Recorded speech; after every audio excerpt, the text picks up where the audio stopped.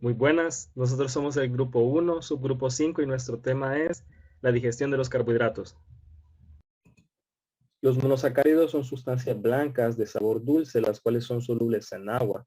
Algunos ejemplos de estos pueden ser la glucosa, la fructosa, la galactosa. En cambio, los disacáridos son las uniones de estos monosacáridos. Algunos ejemplos de estos disacáridos pueden ser la sacarosa, la maltosa y la lactosa. Como siguiente clasificación tenemos a los oligosacáridos, que están compuestos por productos de condensación entre 3 y 10 monosacáridos. Estos no son digeridos por la dieta del ser humano ni por sus enzimas. Por otra parte tenemos los polisacáridos. Los polisacáridos son unidades de más de 10 monosacáridos.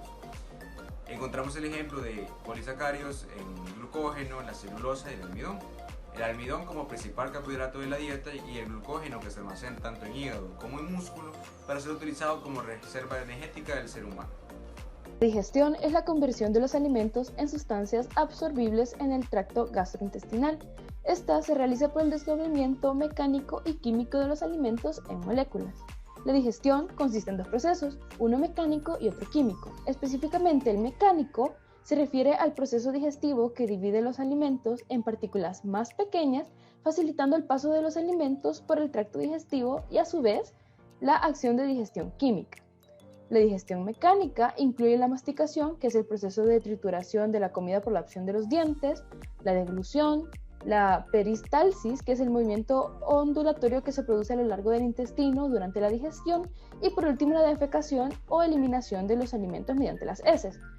La digestión se inicia en la boca, continúa en el esófago y en el estómago y sigue en el intestino delgado, favoreciendo las secreciones biliares, pancreáticas y por el moco y líquido extracelular segregado por las criptas del Lívercu de las mucosas del intestino delgado, además de que una serie de enzimas de las microvellosidades de la superficie intestinal realizan la degradación de los carbohidratos y de las proteínas, que son absorbidas posteriormente por el epitelio intestinal.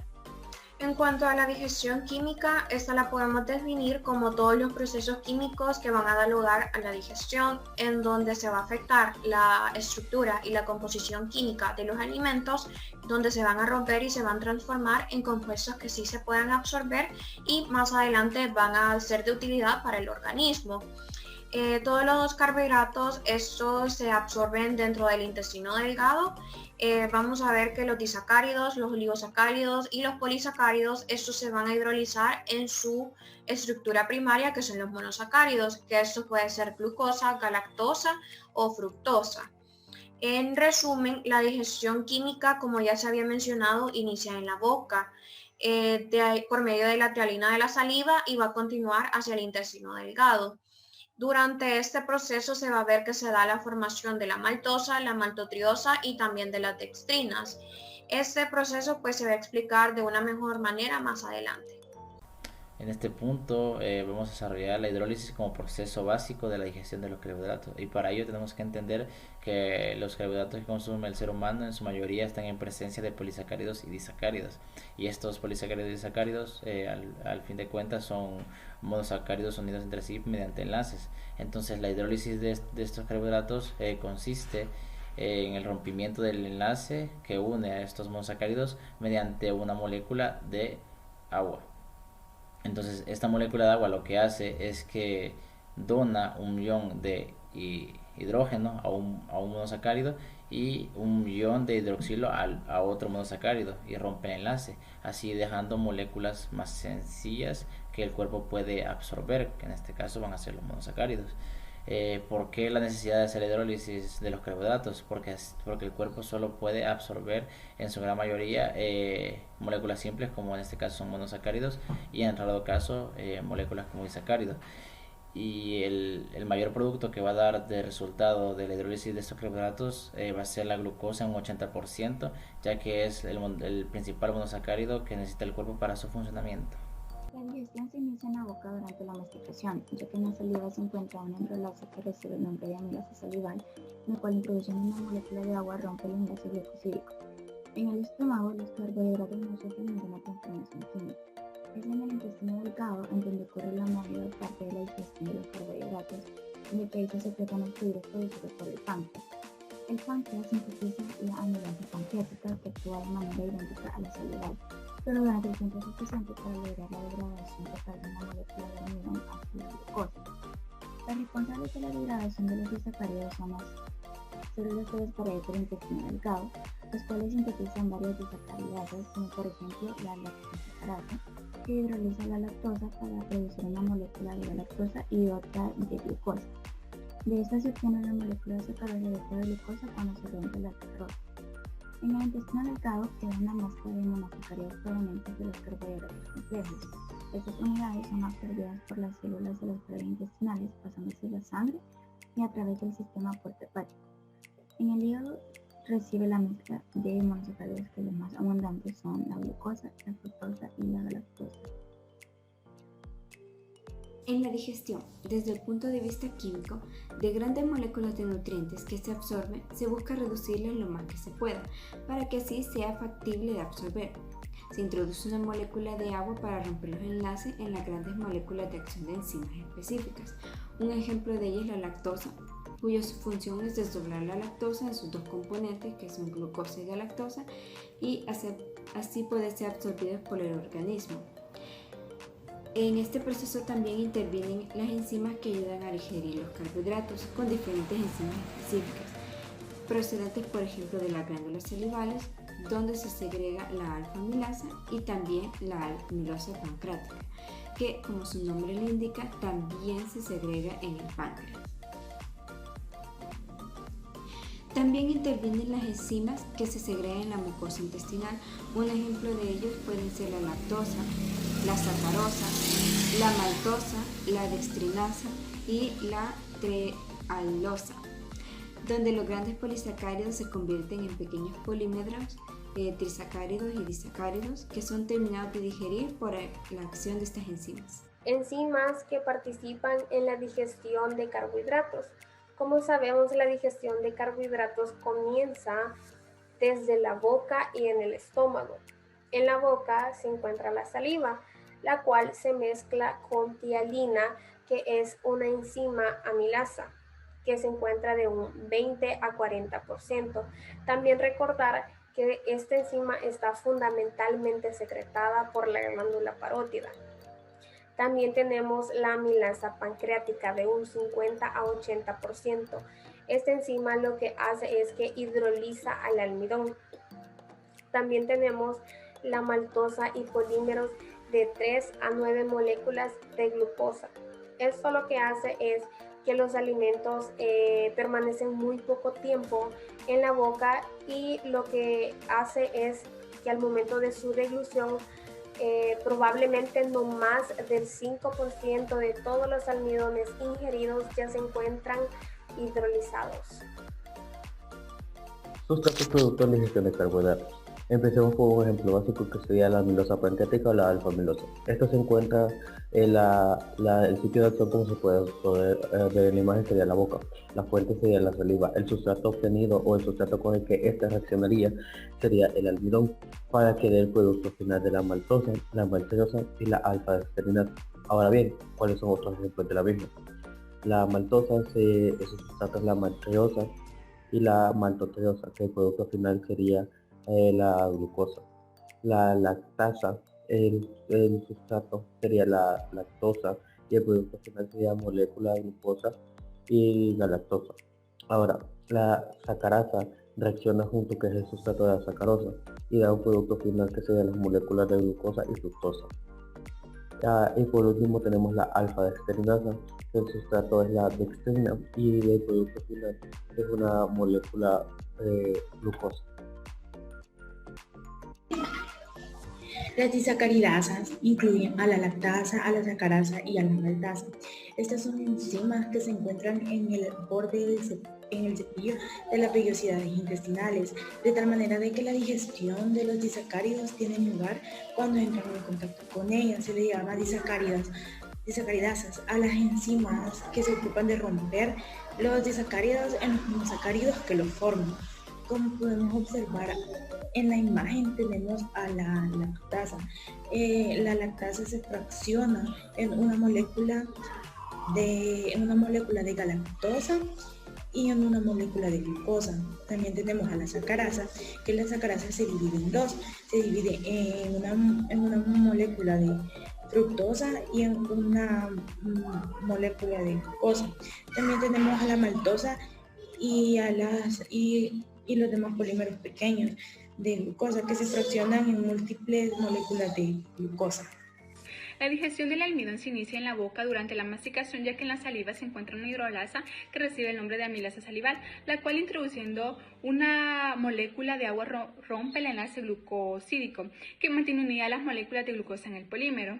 La acción de la amilasa salival dura únicamente mientras los alimentos pasan de la boca hacia el estómago a través del esófago, debido a que el pH del estómago es muy bajo y el pH óptimo de la amilasa salival es cercano a 7. Por ello, la amilasa salival se inactiva al llegar a este órgano. En el estómago, los carbohidratos no sufren ninguna transformación química. Es en el intestino delgado donde ocurre la mayor parte de la digestión de los carbohidratos, ya que ahí se secretan los fluidos producidos por el páncreas y algunas células de las paredes del intestino que llevan en solución enzimas específicas para hidrolizar carbohidratos. El páncreas sintetiza la amilasa pancreática que actúa de manera idéntica a la salival, pero durante el tiempo suficiente para lograr la degradación total de una molécula de almidón hasta glucosa. Dextrinasa. Las dextrinasas son un grupo de oligosacáridos de poco peso molecular producidas por la hidrólisis de almidón. Tienen la misma fórmula general que los polisacáridos, pero son de una longitud de cadena más corta. Hablar sobre la digestión de los carbohidratos. En la digestión del almidón comienza en la boca, con la acción de la amilasa salival, o sea, saliva. La acción digestiva se detiene algunos momentos después de que el bolo digestivo entra en el estómago. Y ahí sigue que la digestión del almidón ocurre en el duodeno como resultado de la acción de la amilasa pancreática. Se obtiene maltosa y maltiosa. Aquí podemos ver que la amilosa salival es el primer paso. De ahí seguimos con el tercer paso, que se les explicará a seguir mi compañero Roberto Mentor. Número 3. En el intestino delgado, enzimas del borde del cepillo hidrolisan la maltosa, maltosa y oligosacáridos en monosacáridos. Los monosacáridos son movidos a través de la membrana de la célula epitelial por transporte secundario activo. La glucosa deja las células epiteliales por difusión facilitada e ingresa en el líquido intersticial, desde el cual se difunde hacia los capilares sanguíneos cercanos de las vellosidades intestinales. Gracias. Mecanismos básicos de la absorción. Podemos ver las principales estructuras, que son las válvulas condimentes. Estas aumentan el área de absorción, lo triplican, ayudan a mayor contacto con la comida. Estas pueden estar en todo el intestino, mayoritariamente en el duodeno y en el ilion. Estas poseen vellosidades. Las vellosidades aumentan el área de absorción 10 veces más. Aquí las podemos ver a mayor escala. Sus diferentes componentes, como la vascularización, que ayuda a la absorción. Podemos ver el conducto linfático pilífero, que esto ayuda a la absorción de grasa. Podemos ver aquí que posee células epiteliales. Estas células epiteliales poseen un borde en cepillo. El borde en cepillo lo podemos ver a mayor escala aquí, que posee 1000 microvellosidades, y estas aumentan el área de absorción 20 veces más. Ahora vamos a hablar del intestino grueso. El intestino grueso, la mayor parte de la absorción se da en el colon, específicamente en la parte proximal. El intestino grueso, de los 1.5 litros que se absorbe diarios, solamente 100 mililitros son expulsados por las heces. El intestino grueso, mayoritariamente, se puede dar la absorción de sodio.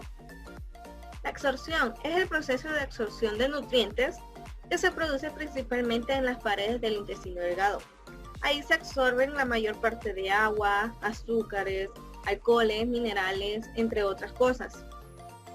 La absorción puede disminuir notablemente si se ingieren sustancias que aceleren la velocidad del tránsito intestinal. Un ejemplo sería la fibra dietética. En el intestino grueso, donde se reabsorbe una gran cantidad de agua de residuos que llega del intestino delgado, se almacenan las heces hasta ser secretadas por el ano. Algo también importante es que cuando se absorben los nutrientes, son transportadas por la sangre hasta las células en las que van a ser utilizadas. El proceso de absorción de monosacáridos por las células de mucosa intestinal. Los hidratos de carbono son absorbidos principalmente como monosacáridos en la esencia de los hidratos de carbono. Ya sea de los alimentos que se absorben en forma de monosacáridos, solo una pequeña fracción lo hace como disacáridos, y ninguno, como las moléculas ya sean de mayor tamaño, se absorbe al más abundante, en este caso que son los monosacáridos, los cuales son absorbidos en forma de glucosa.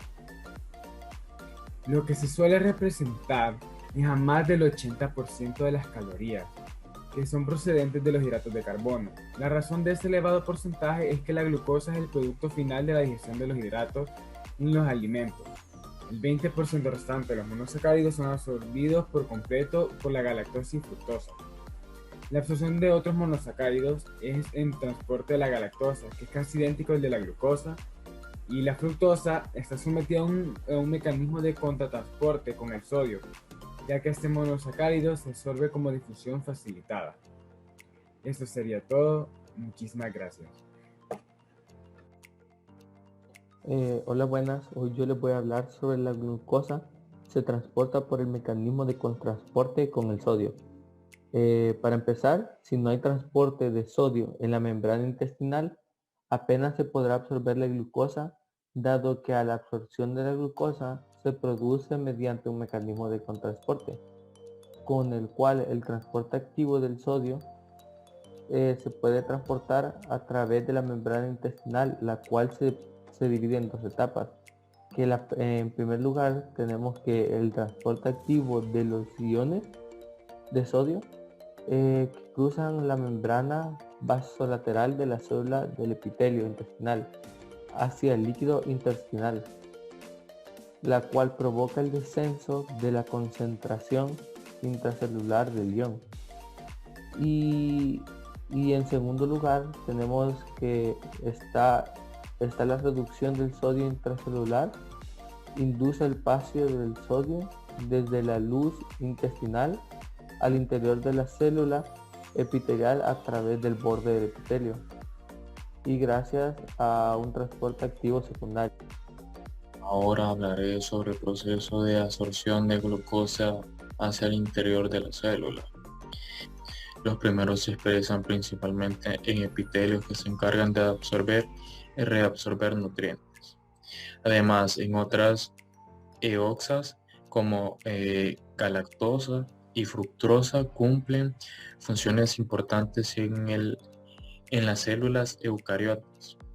Estas moléculas son incapaces de difundir directamente a través de las membranas celulares, por lo que requieren proteínas transportadoras especializadas para entrar en el interior celular.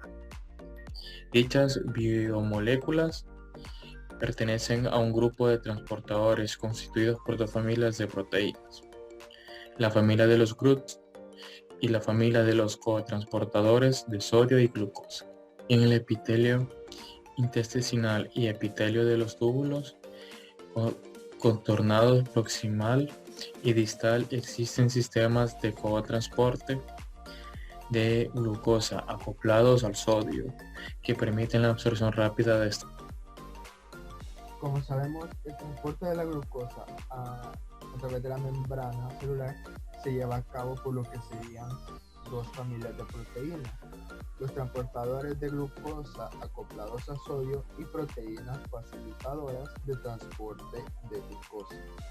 Ahora bien, hablemos un poco sobre este proceso de absorción. Muy bien. La glucosa es el monosacárido que sería más importante en la naturaleza, puesto a que esta proporciona que una energía a las células de una amplia gama de organismos. El transporte de lo que sería el azúcar a través de la célula se da debido a que es un proceso básico para lo que sería el metabolismo energético y en consecuencia para los procesos que mantienen la vida. Ahora hablemos un poco sobre lo que sería el transporte de la glucosa a través de la membrana celular. Sabemos entonces, como se les explicaba al principio, que el transporte de la glucosa a través de la membrana celular se llevaría a cabo por dos proteínas de membrana, las cuales son transportadores de glucosa acoplados a sodio, que se abreviaría GGLT, y las proteínas facilitadoras de transporte de glucosa, que sería GLT. Ahora, para agregar también, los primeros se expresan principalmente en lo que sería epitelio, que se encargan de absorber y reabsorber lo que sería el nutrientes. Ahora les dejo a mi compañero Abilio, el cual les seguirá explicando sobre el tema.